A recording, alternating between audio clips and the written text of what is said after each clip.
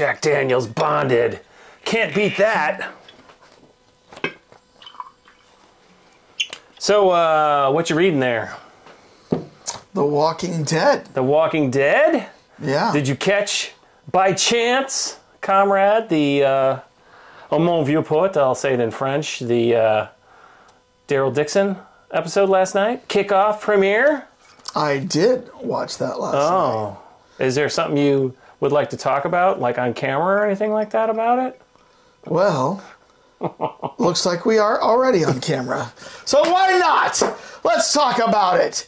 Thanks for stopping by the Cult Lords channel. We are the Cult Lords, and we are here JR, Dane. Do an episode review of Daryl Dixon. Season opener. The Walking Dead. Well, I tell you what, if you are new to the channel, we would love you to hit the subscribe button. We do a movie review every Monday. We do trailer reactions every other day. We put out the occasional series reviews. We've done like House of the Dragon, Last of Us, and now we're about to do The Walking Dead Daryl Dixon. However, we do have a caveat. We were not going to do episode by episode by episode. We're going to do episode 1, and then we're going to do the final episode, episode 6. So then we'll get the beginning, get the end, and tell you what we think of the series all together. They're only doing 6 episodes. I was about to say that. That's it? 6? Yeah, only 6. It was an hour 28. Yeah. So maybe every one of them is going to be a little bit. If everyone's like that, then, you know, I can understand why they're only doing. Maybe they're like, let's just write the story the way it is and not worry about, you know, 45 minutes or an hour or whatever. Now, we also have another warning for you. Uh-oh. If you have not seen Walking Dead Daryl Dixon yet, episode 1, spoiler alerts! Run away! Spoiler alerts! We're going to be talking about everything that happened in this episode, and if you do not want that spoiled for you because you haven't seen this yet, I would seriously suggest you hit the pause button, go watch the episode on AMC, watch it on demand, wherever you watch your Walking Dead. On the toilet if it's necessary. Yep, on your iPad. And then come back and then watch this episode. See if you agree with us, what we thought of the first episode. And then return several weeks when we wrap this up and we do the last episode. It's going to be a long episode, that last one, to wrap up 6 weeks of episodes. Yeah. All right, Dane. So let me ask you this. I texted you several hours before this came on and said, don't forget, tonight is The Walking Dead Daryl Dixon. If I didn't text that to you, did you know? I completely forgot about it. See, that's why I knew it was coming up, but for some reason I thought it was way in the future. I didn't think it was recent. No. Because, I mean, you know, that's the problem with TiVo these days. You don't watch commercials anymore. And so I just hadn't seen a commercial for a while. So I was like, well, you got to be part of the zeitgeist and tap into some other vein of information. Right there, the vein. Okay, so first episode happens last night. Yeah, watched it with my wife. Really? Yeah, what did she does not normally watch these, but she was very intrigued with the French settings. And at first I was like, really? You're traveling across the Atlantic on a boat on his back? It was like, all right. They explained it later with the whole, he was part of some ship. And I don't even know because I stopped watching The Walking Dead. So is that how did you watch The Walking Dead? So season 8 or 9? In the last season, I watched probably the first half. And then I have the second half because they split it up into 2 sub-seasons, if you will. I have the second half on my DVR. I have not watched them yet. Okay. So I watched this without really seeing how The Walking Dead ended, which is probably sacrilege. Sacrilegious. But I have not seen how that ends. So I assume, based on what they said in the show, is that he got stuck on some ship with some guys. He went looking for something, and then they ended up. I don't know. It looks like he caused a mutiny on the boat. Based on what they said at the end, and that boat was doing some kind of experiments on zombies, and remember, and maybe this is because that was one big thing on the show. The zombies now burn you. They were calling them blomers. Well, so did all of them do that, or just the ones that were in that warehouse where it looked like there might have been some chemicals. It looked to me like maybe it was that, but because the French woman had said, "Oh, they burned you. They're called blommers," I thought that was a specific new type of zombie, which is kind of interesting because, as we had talked about, we were originally speculating that Daryl was going to have to bring that boy.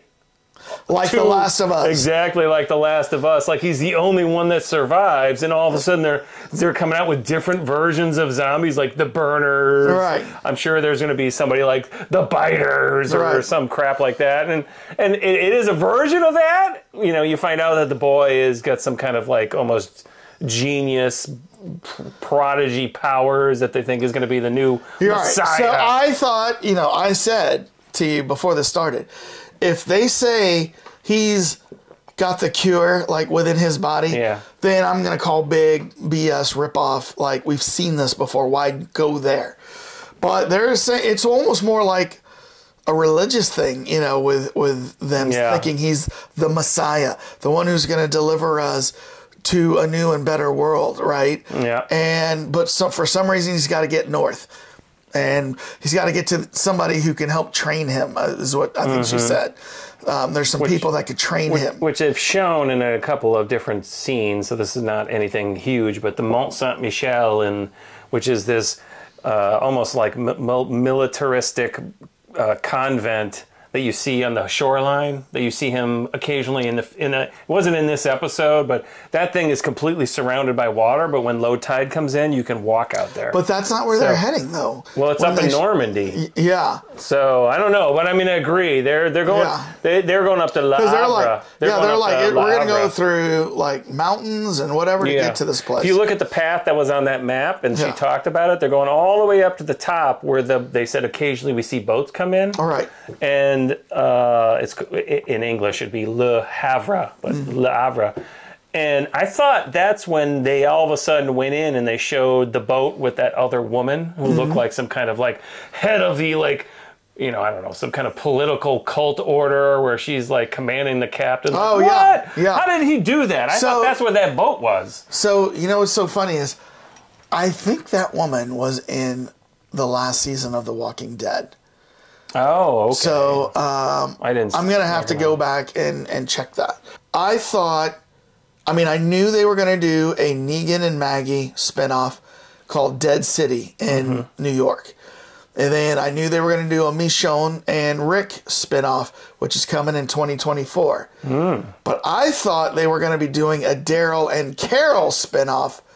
And obviously Carol's not part of this. Yeah. Although he's thinking about her. But maybe, I'm thinking maybe she's the one he goes looking for. Or, he said, I was going to look for something. Could be Carol. Could be, it could be Rick. Could be Rick that he's looking for. And Michonne. That has been the long goal of him to try to track down Rick. Right. Rick went. And I don't know if the show, because like I said, I gave up because it kind of got boring after a while. And then you pointed out that knife that he gave to the boy. Yeah. So we see that in the trailer. That didn't happen last night. Yeah. But he hands a knife that's like got brass. It's kind of like the brass knuckle grip with a knife. That's Carol's knife. He did use it, I think, when he was in that little courtyard and he gave somebody up the neck with it. I didn't notice if that was the knife. I think he pulled it out. But when he hands that knife to the boy in the trailer, which is going to be upcoming, I'm sure, that knife is specifically Carol's knife. Actually, the knife. So, going back to the zombies that burn you. So what, their blood is like acid? I mean, that's what it looked like. I don't know. And so when he stabbed, so that's when I remember now he had that knife because it was a blade with the knuckles on it and everything. I was like, wouldn't it burn the knife too? I mean, he was like, ah, and then he pulls it out. I'm like, how is his hand not getting burned on any of this? Right. And would it damage the knife? The acid. Right. You'd think. I mean, it was burning like cement on the floor. So, well, see, you're supposed to overlook that, Dave. I know. Well, I mean, if you want to watch things that you don't overlook, when he gets on land and he goes into that harbor and he finds the one boat that's right there that he can get into. That has a one recorder. That has batteries that work. Yeah. Well, we're not talking, this has got to be almost like 15 years since the breakout originally happened. And he's got batteries that still work to play that thing. And then, I don't know how long that boat was there, But he immediately grabs a bottle of water and starts drinking. I'm like, oh my God. Spit that out. That's got to be sitting in plastic for like years. That's got to be horrible, bad water. Rancid water. You know what I mean? Well, maybe they were trying to say, well, this is what you deal with. Right. As long as it doesn't taste like complete piss. Yeah. So then he gathers up supplies and he goes, and that's where he meets the girl and her grandfather, who acts like he's blind. Right. Which I was like, why would he come out blind when Daryl didn't reveal he was there? It was kind of weird. You know, that whole scene was odd. Well, so I'm thinking maybe they knew he was there, and then they came out that way, and he's playing the blind man, so he could get up on Daryl. Because he got up on Daryl and then knocked him out. You know what I mean? Or knocked him in the head. Down, and then the other group showed up, and then. You know, then of course the evil old grandpa and his little waifish girl, assuming it's his granddaughter, kill the other soldiers. I wouldn't actually label them as evil. I would label them as survivors. You know what I mean? And they knocked him out. They don't know who he is, but they went and took his stuff. They went through his stuff. So are you saying Daryl was just stupid? And maybe he was, I guess. I mean, he kind of fell for it. Yeah, he did. So then, of course, that's when... Watch out for beautiful young French women and old guys in blindfolds. Anyone out there who finds himself in that position. So, so then the other guys come and he ends up killing them, getting away. Actually, he doesn't kill him. The couple kills him. Because he gets knocked out. The couple is the one. That's the irony of this whole thing, is the girl blamed him for it. They killed the soldiers. Killed one of them. No, he was fighting him, and then then he got knocked out by the old guy very early. Yeah. Right? Yeah. And then he was on the ground, and they're like, "Oh, we're gonna get him," and then all of a sudden, yeah. So what do you think? What do you think is going to be the special thing about this boy? Is it? Well, I think the way this is working is that. Remember, he was talking to Daryl, and he's like, there was 68 million people in France. Now there's over 200,000. It was 54 million. I specifically did the math because he said it would take 10 years for that. So I went down and I started doing the. So I thought he said 6 generations. By the way, it was 6 generations. I thought it was 10 generations or whatever. Yeah, well. I don't know. We don't have the detail in front of us, but it was something like that. So what I thought was, okay, here's a guy that's so incredibly smart. He'll be able to bring everyone out of the junk because they can, he'll help everybody out because it's like a Leonardo da Vinci showing up and training the entire Italian continent on how to, be of his same level. That's what I thought was going on. I mean, I don't know. They didn't show the kid had any special powers, if that's where you're going at. Yeah, I don't think there's going to be anything supernatural. I'm hoping it's not he's immune. I'm hoping that's not it. So... It better not be it. So for him to be elite, they just must think he's just a genius. Mm-hmm. And, not only a genius, but, a convicted Christian. Obviously he's got morals to him and... maybe they think that's his calling, right? He's going to be kind of a religious figure, you know what I mean? So, and he might be.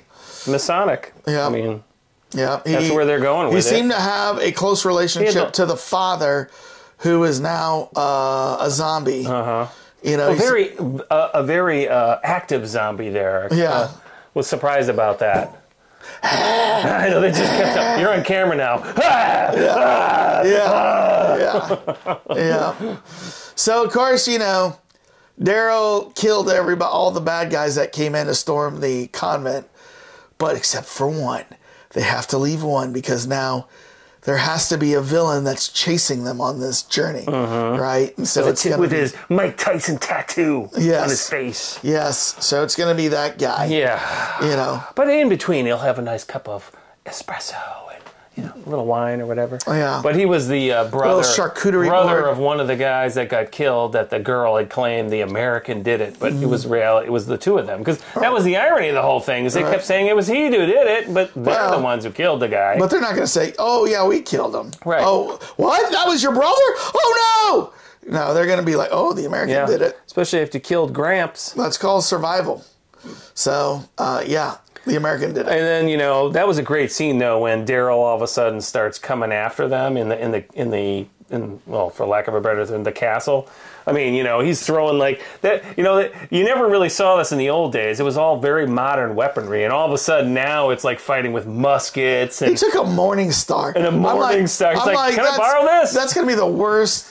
To me, the worst kind of weapon to fight a zombie, I think. Really? Yeah. There's got to be other better weapons in there. Well, I mean, you stay far away and you can bash their brains in. Now, of course, he's assuming it's your brain is suddenly like paper now. You know what I mean? Like you can easily press through with anything. Yeah. But you know what? I mean, I told you in the trailer review we did, the trailer reaction, that he had a musket, right? And so at the end, They do that famous kind of scene where he's you're looking down the smaller one. Yeah. Well, what's the bigger one that has the big? It was like it's a boombox, Blumberg or something. I forget what it's called. This is my boomstick. My boomstick. Boomstick. Yeah. Everyone's like, huh? Yeah. No, you know what I'm talking about. Your classic. It's blumberbus. That's what it's called. It's like that was during the time of like the pirates. You know what I mean? That's what they were using. The pirates in like the 16 and 1700s. Right? Yeah. So well, when the nuns were all going to take on those guys, one of them had one of those, and he fires it off, and like three of them like fall backwards. Oh, yeah. So you know they're fighting with these very ancient weapons that they have all over the place. Well, you know, Daryl didn't want to take this kid, right? Mm-hmm. But you know, he leaves the convent or I guess it's not really a convent; it's a castle made into a convent. But he's, you know, as he's walking down the road, he hears the oncoming vehicles coming. So he hides. He sees these guys headed, and you see him just look down and think. And he's got the moral dilemma of like, do I go help? Yeah. But I think the reason why he went and helped is he realized these guys are like the same guys that, you know, attacked everybody. And he goes, I bet you they're here for me. And I think he realized that. So I think that's why he turned back to go help. Yeah. Well, or he just felt like there's no way these nuns are going to be able to fight these guys off. Yeah. I mean, I will say the Mother Superior was a little on the, okay, let him in. All right. Like, really? You're not going to at least like put a little bit more up there? Like, no, we're not going to let you in. And well, I mean, but the guy says, we are coming in. One way or the other. But don't you think she's dealt with that previously? I mean, that was a whole big thing. It's like, how did these people have this like perfect sanctuary and not battle anybody previously up till now? I mean, it was they had a beautiful operation going until Daryl Dixon showed up one day. Right. Then everything. And you know what? I thought to myself, that's kind of the story of The Walking Dead.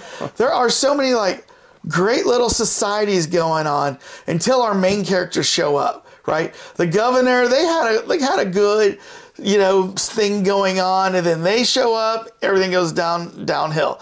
The guys at the train station, of course, they were cannibals. Terminus, they had a great thing going. Then our main guys show up, everything goes downhill.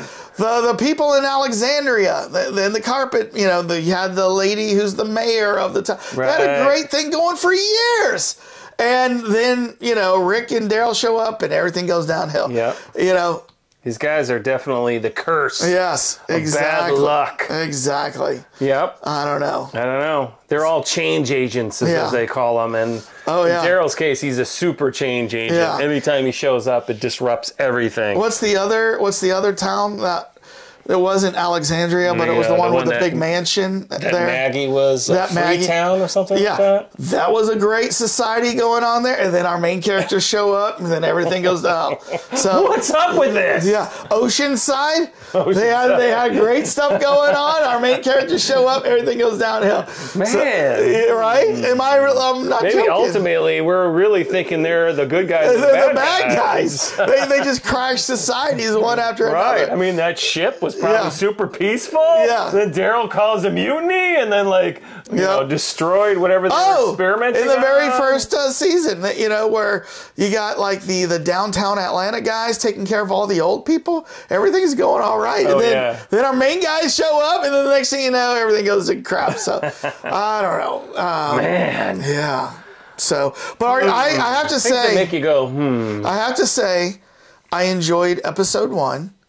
I thought they breathed a lot of interesting ideas and new concepts into it, where I'm very intrigued by what happens in these 6 episodes. I'll definitely watch every episode.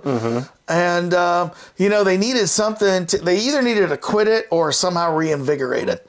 And so maybe by just doing a little short season 2 like this, rather than, 16 episodes and then break it out into 2 half seasons, I think I'm very happy about that. So I'm very happy with it. And even, I don't know if you watched when they show the previews for next week? Well, no, there was every time there was a commercial break, they would have a little tiny intro at the beginning of the commercial, at the end of the commercial break before the show kicked on again. Yeah. And it would be an interview with Daryl Dixon. And he was saying, Norman Reedus, and he would say, you know what? I'm super excited with this character because in the locale and how they've set up the new setting and everything, because it's fresh blood. Do you expect him to say anything different? Well, no. This really sucked. I was just doing it for the paycheck. You don't think he was kind of getting bored, but he just thought, oh, this is exciting. Because the problem was with The Walking Dead, it's the same old after season 7. It was repeating over and over again, they ran out of steam. It did become less about the zombies and what you need to do to survive zombies, and what other towns and other communities are doing, and the relationships between them and surviving that. And a lot of people will say, oh, well, that's what this is really about. The MacGuffin is really the zombies, and then it's the real story is what happens with the people dealing with each other.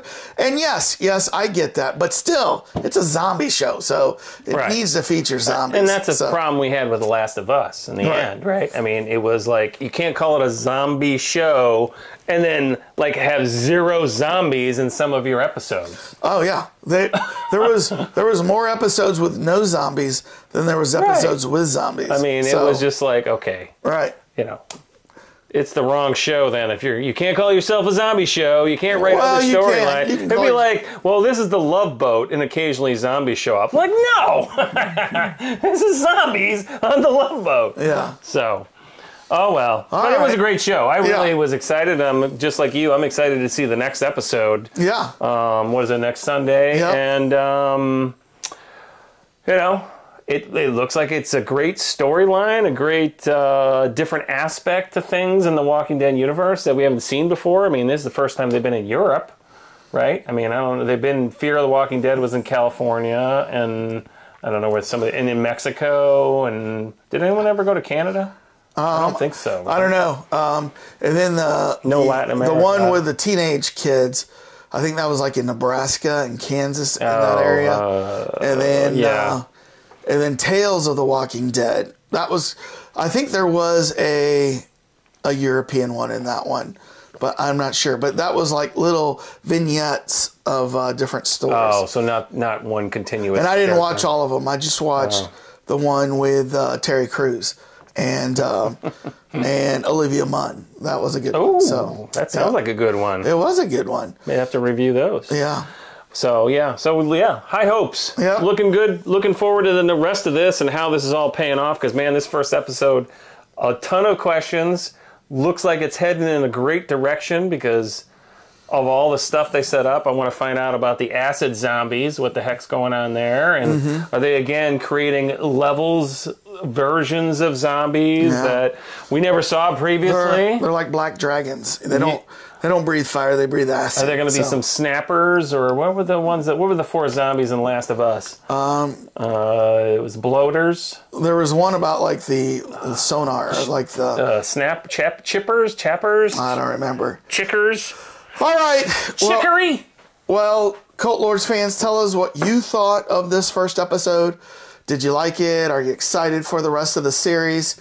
Are you just totally cashed out on Walking Dead and just wish they would just not make any more of these things? Just die, please. Just die.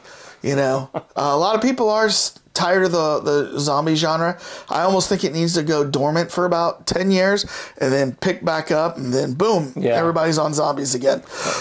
But I don't know. We'll see. People haven't really come out with anything new from, there used to be, and when we did our zombie stories, which we didn't finish, but we did all this research on it. It's there was always a change with zombies to reflect on society, and I think that's been the problem right now, is there hasn't been a change in how the zombies, virus-based, comet-based, what else? Supernatural-based, nuclear, science-based. I mean, there hasn't been a change like that in the zombie genre for like since The Walking Dead started. So, well, tell us what you think, Cult Lore fans. Right after you hit subscribe and like, then you can tell us down in the comments what you thought of this episode and if you're excited to see the rest of the series. So, Dane? Yes? How do you get us out of here? Let me whip out my blunderbuss. Boom! Peace out.